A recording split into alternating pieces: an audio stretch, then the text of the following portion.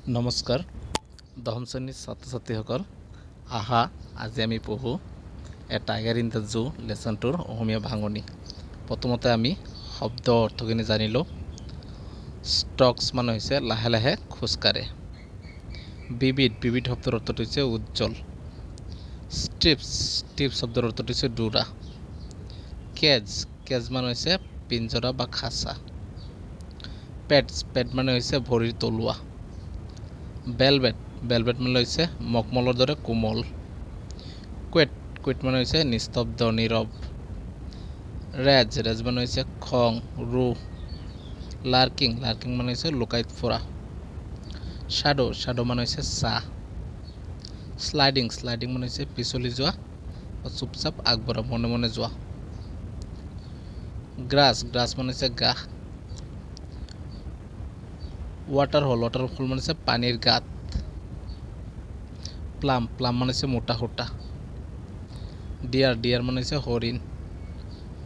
পাছ মানে হৈছে পাৰ হৈ যোৱা।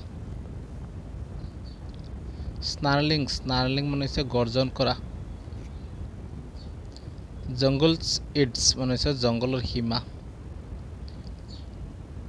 বাৰিং মানে হৈছে দেখুওৱা। ফেংছ মানে হৈছে ডাঙৰ তীক্ষ্ণ দাঁত। ক্লজ মানে হৈছে নখ। টেৰৰাইজিং মানে হৈছে ভয় দেখুওৱা। ভিলেজ মানে হৈছে গাঁও। লকড মানে বন্দী হৈ থকা। কনক্ৰিট চেল মানে হৈছে কংক্ৰিটৰ কোঠা। ষ্টেণ্ড মানে হৈছে শক্তি।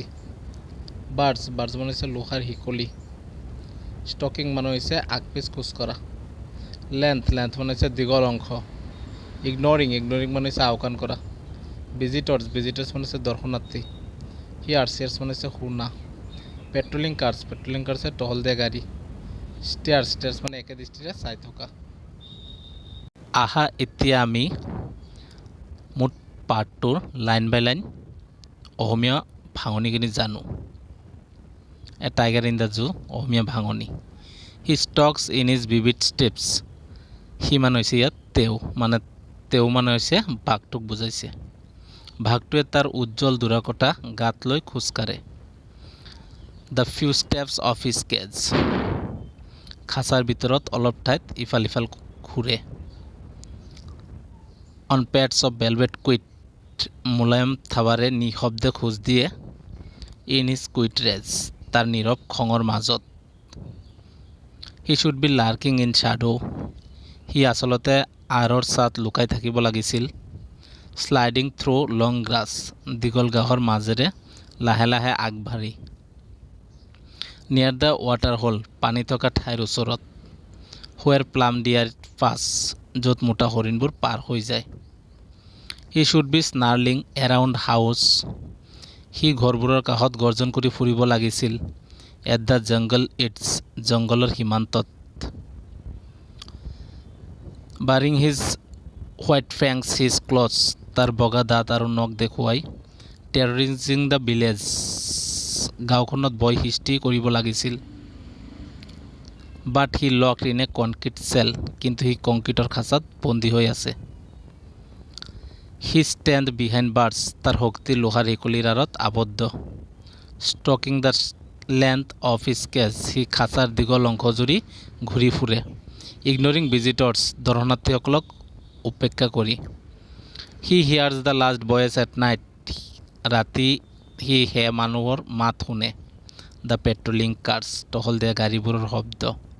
And stares his brilliant eyes. আৰু তাৰ উজ্জ্বল চকুৰে চাই থাকে। At the brilliant stars. আকাশৰ উজ্জ্বল তৰাবোৰলৈ।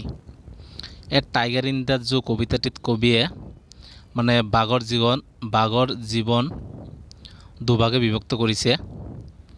জংঘলত থকা বাঘ আৰু পিঞ্জৰাৰ ভিতৰত থকা বাঘৰ বৰ্ণনা কৰিছে। কবিয়ে কৈছে যে পিঞ্জৰাৰ ভিতৰত বাঘ আবদ্ধ হৈ আছে। মানুহবোৰ আহি আছে বাঘক চাই আছে। কিন্তু বাঘে অলপ ঠাইৰ ভিতৰতে খোজকাঢ়ি আছে আৰু বাঘে একো গৰ্জন কৰিব পৰা নাই। আৰু ই ৰাতি কেৱল ৰাস্তাৰে যোৱা আকাশলৈ চাই থাকে আৰু ৰাস্তাৰে যোৱা গাড়ীবোৰৰ শব্দ শুনি থাকে।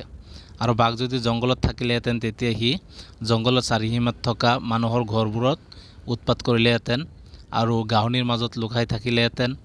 মোটা হৰিণবোৰ পানী খাবলৈ আহোঁতে এইবোৰক বধ কৰিলেহেঁতেন। এনেদৰে বাঘৰ জীৱন দুটা কবিতাটোৰ মাধ্যমেৰে বৰ্ণনা কৰিছে।